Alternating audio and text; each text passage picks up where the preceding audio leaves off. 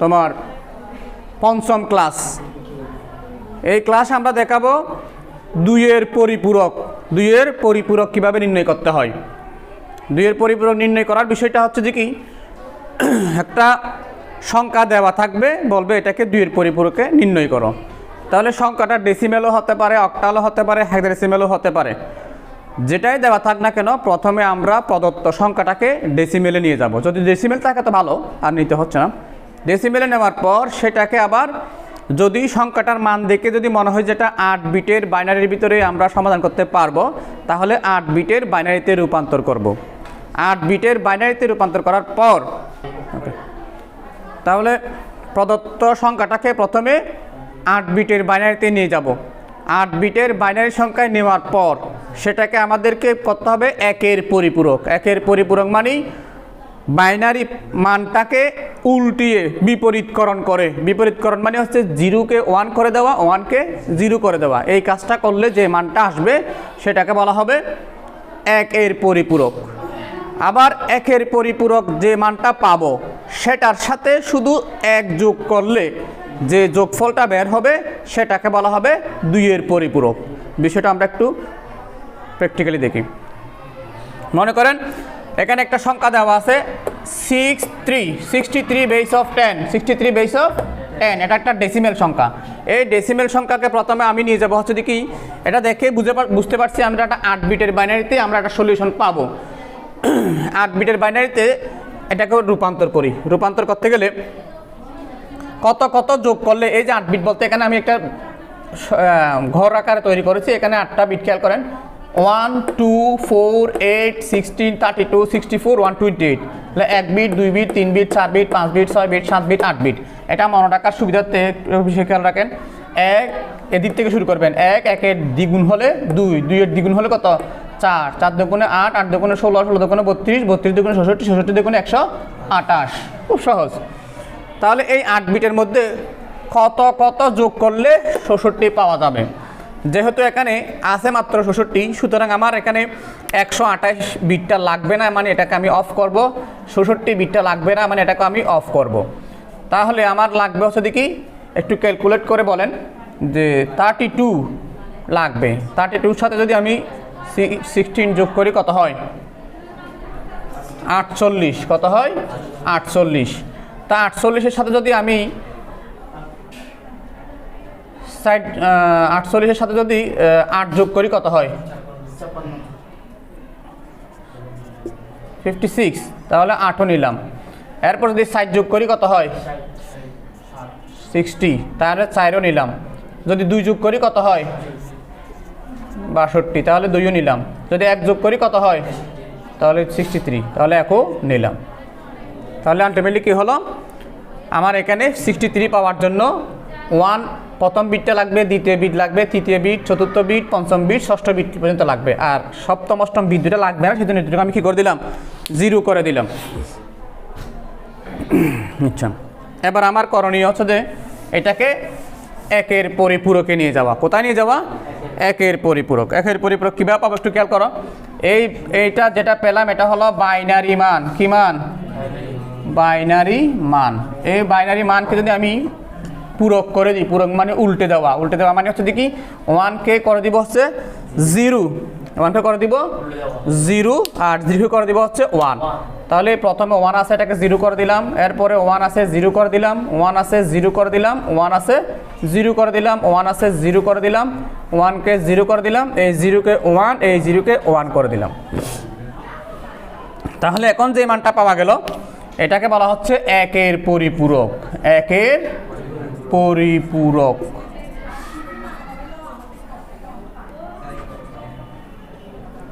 এখন এই একের পরিপূরকের সাথে যদি 1 যোগ করি, কি যোগ করি 1 যোগ করি, তাহলে আমরা যে সংখ্যাটা পাবো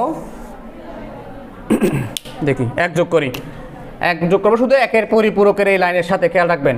তাহলে 0 সাথে 1 যোগ করলে হবে 1, 0 0 0 0 0 0 0 0 0 1 1 বসে গেল।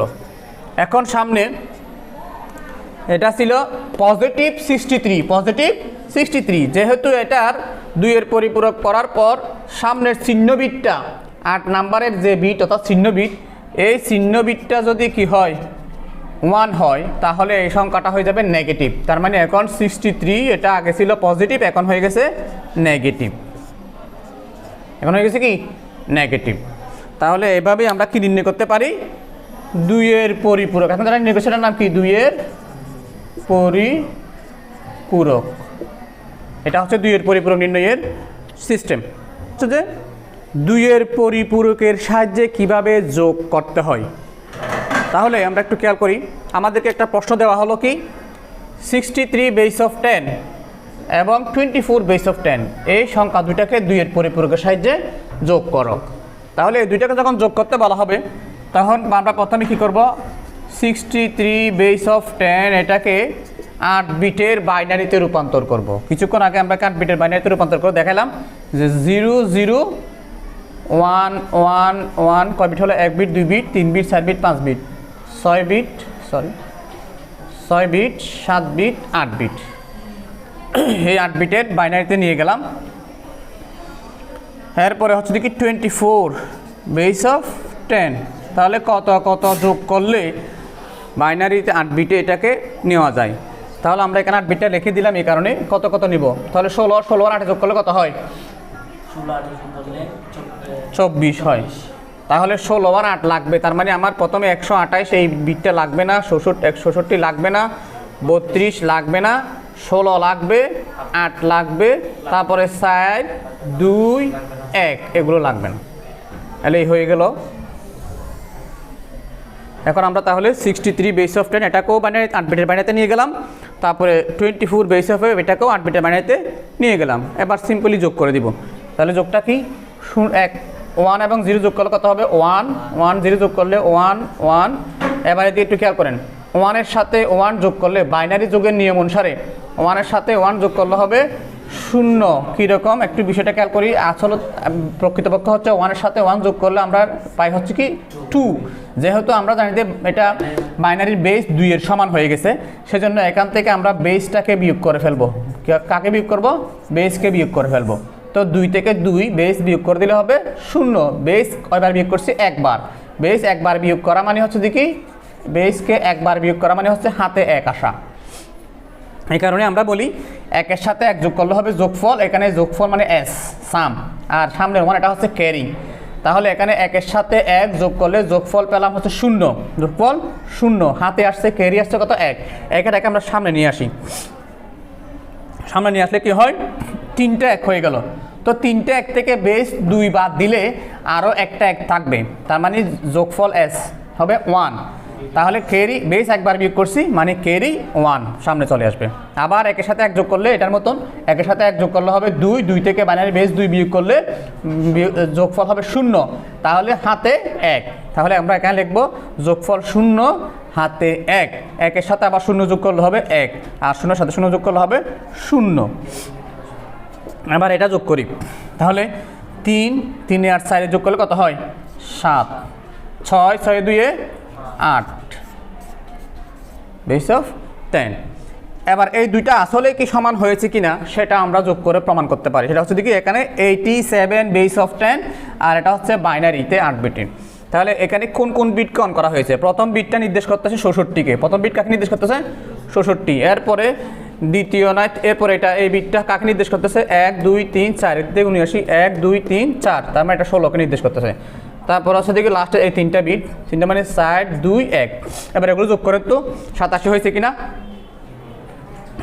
66 আছে 16 যোগ করলে কত হয়, 66-র সাথে 16 যোগ করলে কত হয় 80, 80-র সাথে 60 যোগ করলে 84, 84-র সাথে 2 যোগ করলে 86, এর সাথে 1 যোগ করলে 87, তাহলে বরাবর 87।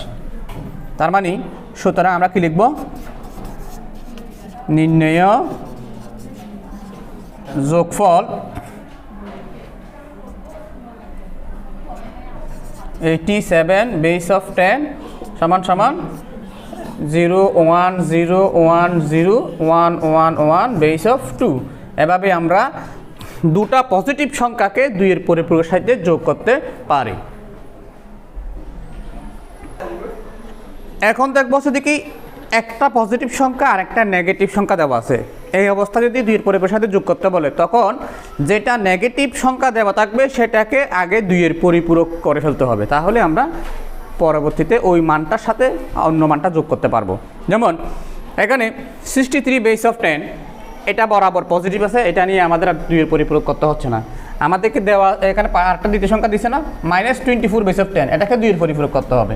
তাহলে কি করব, ডাইরেক্ট সরাসরি -23 বেস অফ 10 এর কোনো মান পাওয়া যায় না, সেজন্য এটাকে 2-এর পরিপূরক করতে হয়। প্রথমে 24 বেস অফ 10 এটা লিখলাম, লিখে এটাকে বাইনারিতে নিয়ে যাবো 8 বিটের। তা আমরা জানি যে এটা কত কত লাগবে, 16 আর 8 যোগ করলে 26 হয় না। তাহলে 128 লাগবে না, 66 লাগবে না, 32 লাগবে না, 16 লাগবে, 8 লাগবে, 4 লাগবে না, 2 লাগবে না, 1 লাগবে না। তাহলে 8 বিট হয়েছে কিনা দেখেন, 1 2 3 4 5 6 7 8, এটা হলো বাইনারি মান, বাইনারি। এবার সেটাকে যদি আমরা কি করি, উল্টায় দিই, কি করি, এটা যদি আমরা উল্টাই, এটা উল্টায় দিলে কি হবে, 1 1 1 0 0 1 1 1, তাহলে এটা হচ্ছে 1-এর পরিপূরক, 1-এর পরিপূরক। এবার 1-এর পরিপূরকের সাথে যদি আমরা 1 যোগ করি, কি যোগ করি, 1 যোগ করি, 1-এর সাথে 1 যোগ করলে 0 হাতে 1, আবার 1-এর সাথে 1 যোগ করলে 0 হাতে 1, 1-এর সাথে 1 যোগ করলে 0 হাতে 1, 1-এর সাথে 0 যোগ করলে 1, তারপর 0 1 1 1, তার মানে এটা -24 বেস অফ 10 পেয়ে গেলাম। খেয়াল করেন, তাহলে এটা -24 এর মানটা বের হয়ে গেল। আর এবার পজিটিভ 63 মানটা এখন আমরা যোগ করি। এখন আমরা কি করব, 63 বেস অফ 10 এর মানটা আমরা পাইছিলাম 0 0, তাহলে 2 bit, 3 bit, 4 bit, 5 bit, 6 bit, 7 bit, 8 bit, এইরকম। এখন সেটার সাথে -24 বেস অফ 10টাকে যদি আমরা নিয়ে আসি, তাহলে এটার মানটা পাচ্ছি কত, 1 1 1 0 1 0 0 0। তাহলে সর্বশেষ এটা একটু যোগ করে দিলে শেষ হয়ে যাচ্ছে আমাদের অঙ্কটা। তাহলে 1 1 1 1 1 যোগ করলে হবে কত, 0 হাতে 1, তারপর আবার 1 0 তে 1, তাহলে 3টা 1 মানে হচ্ছে 1 হাতে 1, তারপর 2টা 1 মানে হচ্ছে 0 হাতে 1, তাহলে এখানে হবে 0 হাতে 1 সমান সমান এটাতে আসবে কত, 63 থেকে 24 বিয়োগ করলে কত হয়,